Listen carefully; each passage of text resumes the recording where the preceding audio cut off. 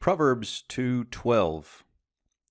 להצילך מדרך רע, מאיש מדבר תפוקות. So we begin here with an infinitive construct in verse 12. We've got a hiphil infinitive construct of the verbal root nun sade lamed. We have here also a 2ms pronominal suffix and the lamed preposition. So those are all the pieces that we have here.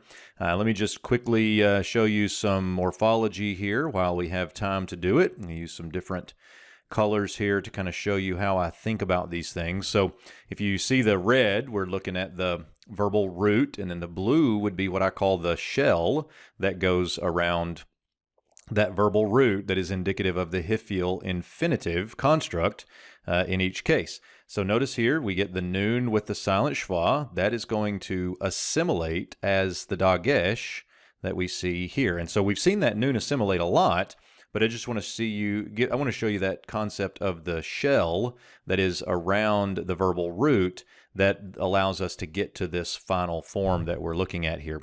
2ms pronominal suffix on this, so this would be something like to deliver you, or the verbal root natsal, something like to remove you or to withdraw you from the way of evil. Now, I've been saying this to because of the lamed preposition, but there's another function of the infinitive construct that we've seen before. It's called an epexegetical, I think I spelled that right, or an explanatory infinitive, and this carries with it the meaning of by. Now, this is the meaning that the ESV takes. So it reads this infinitive, by delivering you from the way of evil.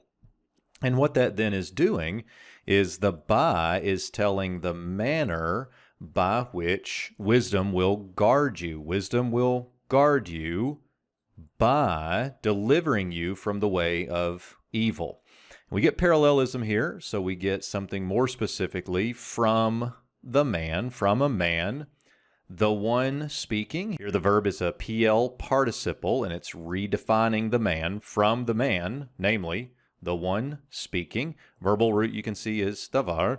So from the one speaking, perversity or perversions, something like that. So this is delivering you from the way of evil, namely from the man speaking perversions. And when you think about this a little more carefully, we noticed earlier that if we treasure wisdom, then we will learn to fear the Lord, and we will learn understanding or righteousness or the way of equity, these sorts of things. If we treasure wisdom, we're going to find these things. And also, wisdom will guard you. And then now we get here how wisdom is going to guard you. And usually the way that I say this is wisdom will guard you, in this case, by delivering you from blatant evil. So blatant wickedness, the way of evil. And I think more specifically here, we get the perverted speech or crass talk, these sorts of things.